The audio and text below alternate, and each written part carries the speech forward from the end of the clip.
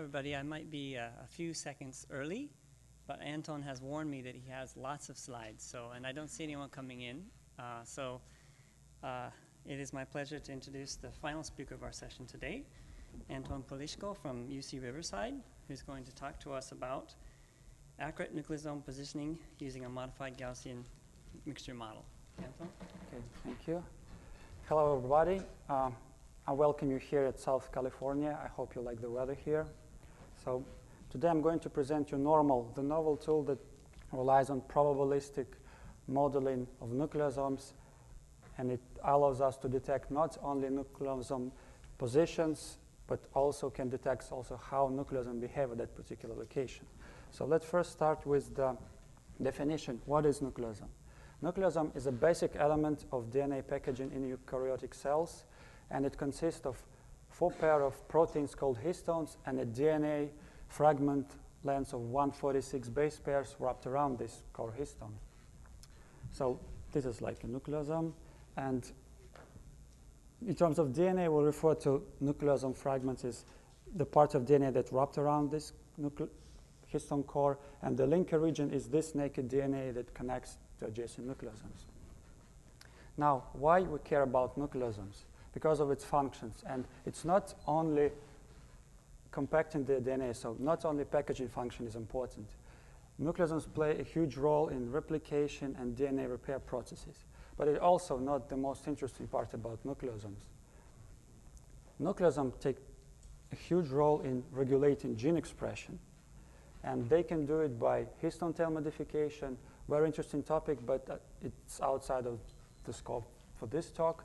We're concentrating on this. By competing with transcription factors, nucleosome can essentially block transcription factor to bind to a particular place and start the transcription process or any other interactions. And why this is important, we'll understand a little bit later. So our tool is designed specifically for MNA-seq data, but it's flexible enough, so with some adjustments, you can also use it for sonic-seq or chip-seq data. But for this talk, let's focus on MNA-seq. So the high-level overview of the process. We first extract the DNA from the sample with attached nucleosomes. Then we expose it to MNase. It's an enzyme that digests all of the naked DNA. So what we get eventually is all of the linker region. So everything that is not attached to a histone core got digested. So essentially, nucleosome preserves DNA from MNase, and that's why we'll get this. Now, the next step, we just purify the histone cores and filter out all of the small elements, small fragments from the linkers. So in the end, what we will get is the set of nucleosome-enriched fragments that has approximately size of 146 base pairs, ideally, but it's actually, in practice, it's not like that. And in the results section, you will see that this is very important. Now, after that, we take these nucleosome-enriched fragments and sequence them. And we use high-throughput sequencing, means that usually we'll have not the whole fragment, but only some portion of it. So we'll have either left side or the right side. Or if we use parent reads, we can sequence both ends. Without loss of generality, we'll focus only on single-lane data because it's more complex. It's more complicated to do. So let's move on.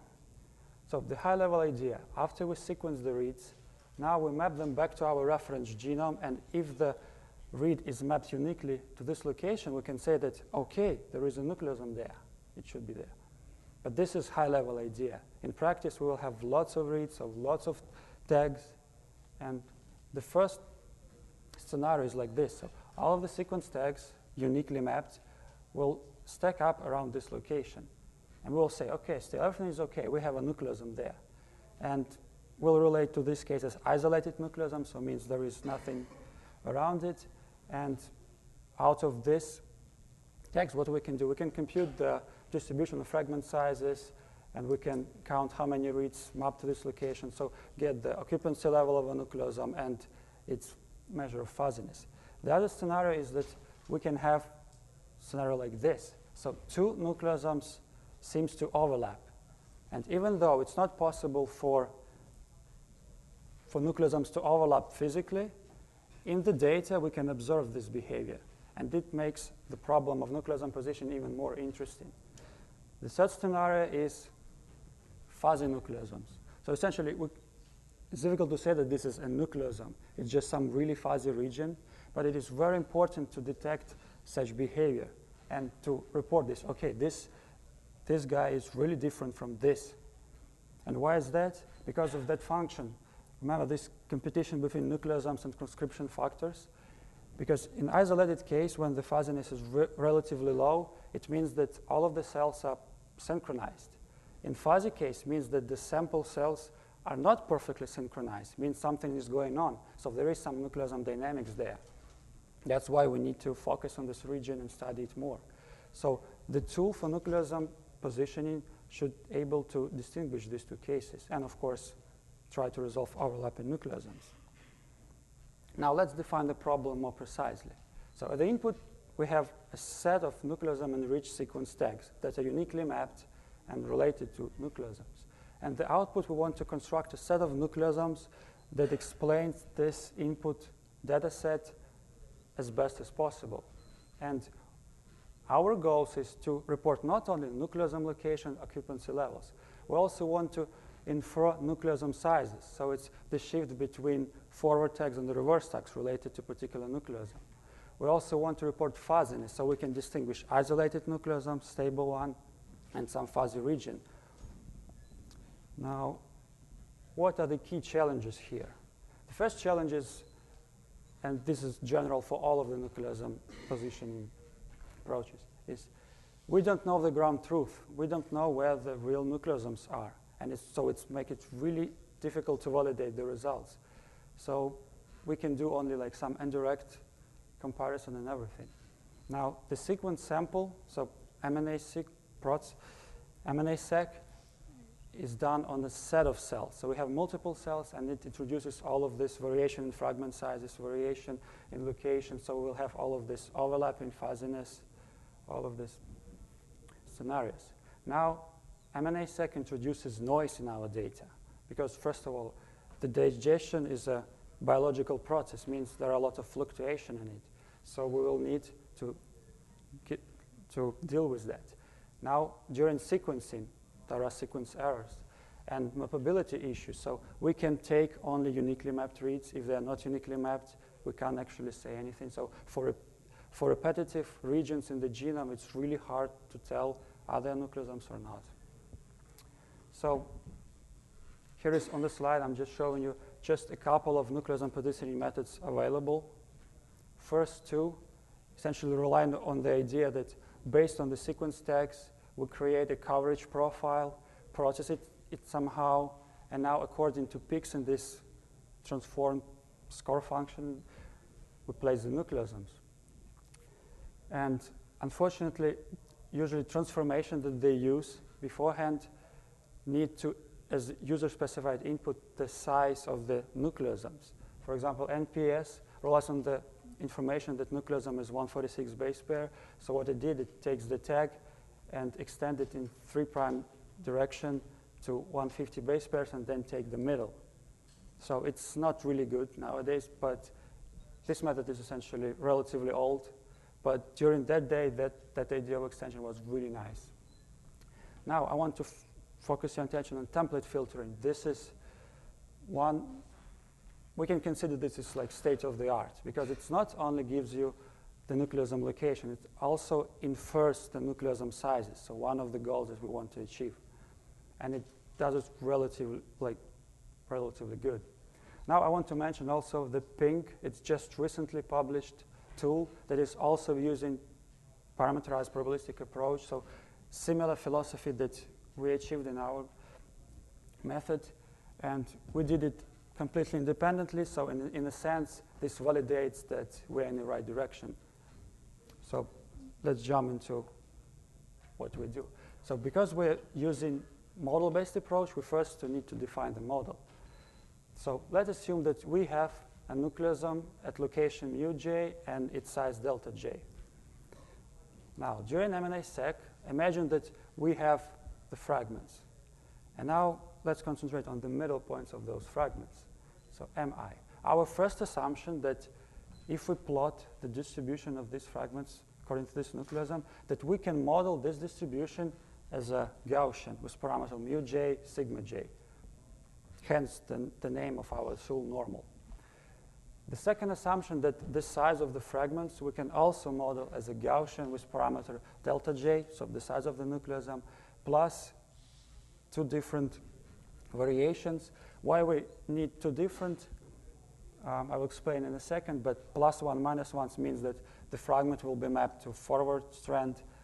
-1 means that the fragment mapped to the reverse strand. And this is like a little bit technical detail, but you will see why do we need this. So because we don't have fragments and we don't know the middle points, we know only the tags, right? So either left side or the right side. And the question is now, can we model the distribution of forward tags and reverse tags the same way? And by using simple connection between xi, the tag position, the middle point, the size, and di, the direction, so it's just take the middle point, shift it to the left or to the right, and to get left, like this reads or this reads. And essentially it gives us that the random variable associated with xi is a combination of random variables generated as Gaussians. So linear combination of two Gaussians is again a Gaussian. So we can model these two peaks as normal distributions. And now the fact that we have these two different parameters, that allows us flexibility to model this peak and this peak differently, because it's obviously that we can have different scenarios for forward maply reads and reverse maply reads. Now, because right now we just introduced single nucleosome, we will deal with multiple nucleosomes. So for each nucleosome, we also introduce the weight of that particular nucleosome by j. So a quick overview, what we get. For each nucleosome, and we have k nucleosomes, we associate these parameters. And these parameters will relate what we want to get in the end. So the mu j, the position of a nucleosome, sigma j, how fuzzy that nucleosome is, delta j, what is the size, what is the expected fragment size that's related to this nucleosome. Now, these two, like standard deviation for tag shifts, a little bit technical parameters, but still. Pi j represents the probability of a nucleosome, means it's a measure of how likely that nucleosome to be there. So it's a measure of occupancy level. Now, to perfectly define a mixture model, we need to introduce a hidden random variable that represents tag I membership. So all of the input tags I will have some distribution over our k nucleosomes. And this will be represented as Ci, and it has multinomial distribution with pi 1 till pi k. So now let's rewrite all of our assumptions in this new setup. So the middle points can be generated again as a normal, so essentially the same thing. The distribution of nucleosome sizes, again, normal. Now with the same trick, we do get the distribution for input tags. So xi, given its map direction, given nucleosome it comes from, and all of the model parameters, we know the distribution of it. And now by simply marginalize out this hidden variable, we can get the probability of tag I, like this. And this is a linear combination of Gaussians. So we have a mixture of Gaussians. So let's take a step back and see an overview picture. So at first we have this graphical model. So hidden variable C, random variables like tag, direction it's mapped, and the fragment size related to that nucleosome. Now, we only observe only these two variables. So essentially this is the observation, this is hidden variables. But by doing this trick and essentially come up with the latest equation we got, we can treat this group of nodes as like one node. So we have naive Bayesian classifier, means we know how to learn the parameters of the model. So to do that, we first specify the log likelihood of the data. So it will have this form, again, the linear combination of Gaussians. And to solve this, we use EM approach. There are a lot of technical details how we made it to converge fast and with better results, but I don't have time to spend on this. So just the model I just described relies on the fact that the number of nucleosomes is given as an input, but we obviously don't know beforehand how many nucleosomes we have. So we introduce a simple heuristic how to overcome this. So the whole normal augmenter will have this setup. We cover the genome with k nucleosomes, and k is overestimated. Now we perform EM learning, and because k is overestimated at this point, some of the nucleosomes will try to occupy and explain the same set of tags. Means that it will overlap heavily, so what we do, at some point we just stop learning and just do a refinement step and merge all of the nucleosomes that are too close together. So if the overlap exceeds user-defined threshold, we merge them. If not, not. And now, so we repeat these two steps until no margins left. So at some point, number of nucleosome k will reach the true value of true number of nucleosomes. So this whole process will stop. At the end, we do a hard step EM.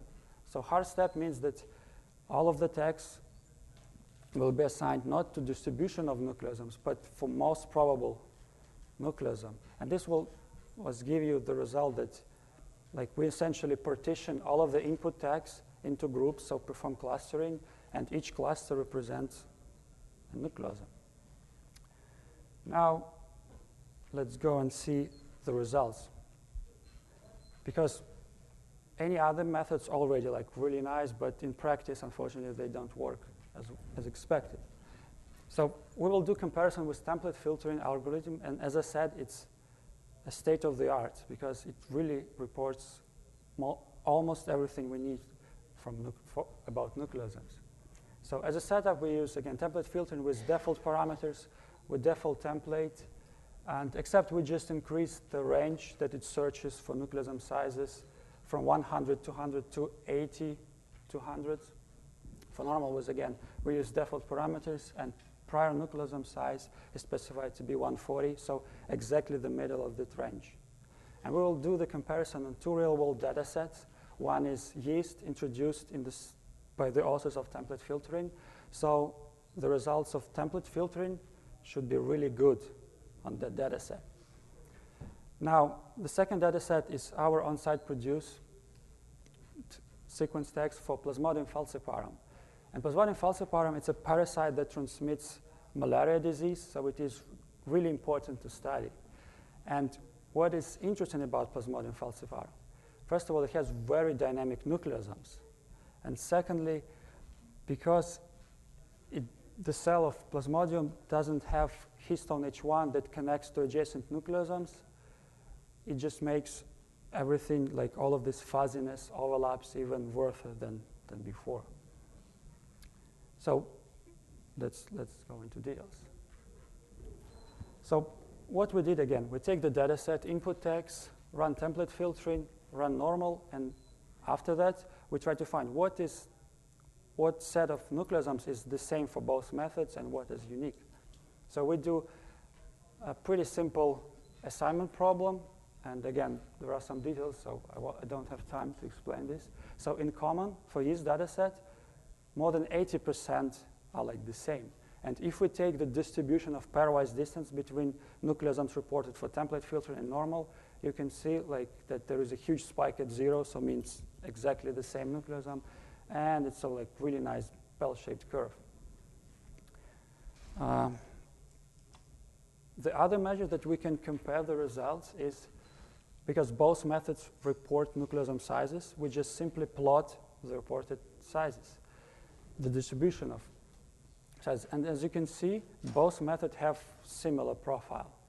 Means both methods find similar nucleosomes. And now, some absolute numbers. So for first, I'm just showing you first 7 chromosomes of yeast. And as you can see, normal slightly ahead in terms of detected nucleosomes. And it's 2-3%. As I said, we don't know the true nucleosome position, so it's really difficult to validate is it something powerful or not. Now let's focus. Now let's move on to Plasmodium falciparum, a little bit more interesting data set. So in common, now it's only 50% are similar. And out of them, if you see the distribution of sizes, it's not really good. So we see that there is a huge difference between two approaches. And now, if we plot the distribution of reported sizes, we can see that template filtering tries to put small nucleosomes there. And it's explainable by the fact that we have lots of overlaps. So fuzzy region is difficult to find the nucleosome, so you just place as many nucleosomes there as you can. So when we observe this, according to authors of template filtering, this is unexpected behavior. Means that something went wrong. So it means that the digestion went wrong, so it was overexposed to MNAs during MNA experiment. But in fact, because we produced this data set, we know that everything went fine, and expected size should be 120, 130. So around here, but also NOrMAL also tries to pack smaller ones. So what we also did is, again, try another chance. We try to give template filter another chance. We increased the range of the search of nucleosome sizes, and now it reports like this distribution. Now all of the nucleosomes, like the peak moved to the left even further. For the NOrMAL, it's exactly the same data set. Before it was just truncated at, let's say, at 80. So now it's like the full picture you can see. So based on this, we can speculate that we report more reasonable results than template filtering. Now, some absolute numbers. So the default range for template filtering gives a lot less nucleosome than NOrMAL, but with increased range, of course, it can pack a lot of smaller nucleosomes there. But what is interesting is that for different time points, so this is chromosome 1, and you can see across different time points, the number of nucleosomes changes a lot. This validates that there is a lot of nucleosome dynamics there. So what is interesting that for last 2 time points that relates to stage of the cell when it's just going crazy in terms of gene expression, everything is changing there, we see that NOrMAL reports small nucleosomes, even the extended range for template filtering. So let me just show you some example of two maps. So on top, you can see a coverage profile for the input tags for chromosome 1 particular region. In blue is forwardly mapped reads. In red, reversely mapped reads. And tags actually extended 35 base pair to have a little bit more smoother, nicer picture. And now template filtering, this like the reported nucleosomes. So the x-axis is the location. The width of each oval represents the size of the nucleosome, and the height represents the occupancy level, so how confident we in this nucleosome. And as you can see, again, there are like, in numbers are shown corresponding nucleosomes, in letters are like unique to each method. And what is interesting here is that if you look at this particular location around nucleosome 3, template filtering, obviously from the data, you can see that there are 2 overlapping nucleosomes because we have 2 pair of peaks. And template filtering reports only 1 because obviously those nucleosomes were exceeding the threshold, so they were like merged. But for template filtering, it reports only the stronger peak. So we essentially lose the information about these smaller peaks there. NOrMAL, on the other hand, because it uses this probabilistic approach and EM learning, so nucleosome find to the best place to explain these reads, it will actually report the nucleosome positioned at the centroid of all of these data points. And by these bars, you can see this is reported variation, so like fuzziness measure. You can see that this particular nucleosome has increased fuzziness. So even though we haven't detected that there are 2 overlapping nucleosomes, we report that there is a fuzzy nucleosome, and this is a huge difference between the reporting of this and this. So again, we're doing slightly better. So as a conclusion, we described a parametric probabilistic model for inferring nucleosome sizes that is designed to process MNA-seq data, and is specifically designed to resolve overlapping and fuzzy regions. And we have shown that NOrMAL detects slightly more nucleosomes in case we have stable isolated nucleosomes, and produces more reasonable output when we have fuzzy, non-stable nucleosomes. And I want to acknowledge the funding sources for this work, and of course the funding for that available this presentation to happen. And I want to thank my colleagues from biology department that were doing all of these biologically related experiments and essentially give the huge motivation to develop this new tool. I want to thank you, my supervisor, Professor Lenardi. Again, without him, it won't be possible. And I want to thank you, Professor Shelton, for insightful talks about EM learning.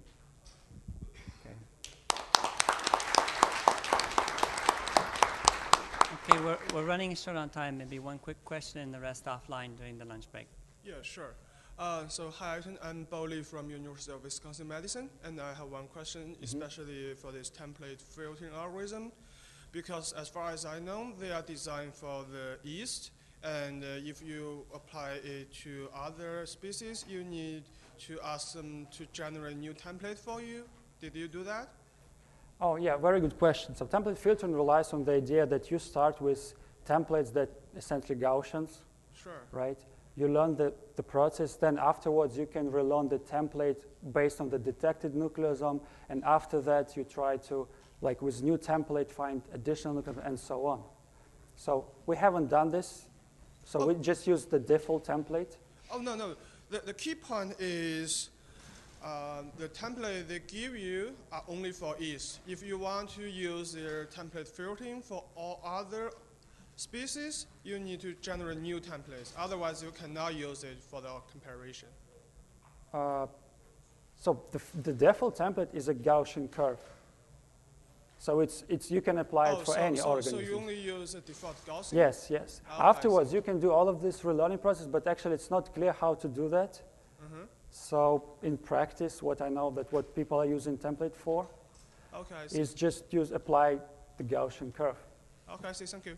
Yeah. Okay, and then the last one, quickly. Actually, it's two questions in one. Your data, discrete. You're using normal distribution for discrete data is not very kosher. And second question, it has been established that for mixture models, it's best to use a method to determine the number of components, to use probabilistic methods like burst SMCMC, RGMCMC. But your method is heuristic. Why you haven't used probabilistic method? So. Okay. Yeah, very good question. So the first one is why we use normal distribution, not the other one. Well, the answer is simple. First of all, we want like distribution that are easy to work with. I mean, binomial. What? Binomial. Binomial distribution. You know. Binomial. Yeah. So I'm not sure that we can use binomial for in our like model that we used. So something like essentially we need a bell-shaped curve with a huge peak in the end and tails go down pretty rapidly. And for example, Pink mentioned the again newly developed tool. They're using t-student distribution to do that. And the question is, it's not clear how to like pick in the end. So sure, you can try different distributions, and then on what you are going to base your choice. Because in the end, the difference will be really small, right? And we don't know the ground truth, so essentially this tweaking is not possible at this point. This will be like my answer. The second question was, can you remind me, please? Probabilistic method to determine number of components. Okay. So this is another question. We can use, for example, big criterion, right? But still, you need to tweak it in the end. I don't mean about big criteria, but method like truly probabilistic, where I'm K sorry, is can we random take this variable. offline? We're at time. Yeah, at the end of Yeah, time. okay, we'll discuss it. So I'd like to thank Anton and all four speakers for excellent talks. And at 12:50, we have ISCB and ISCB Student Council Open Business Meeting in 104A. Thank you.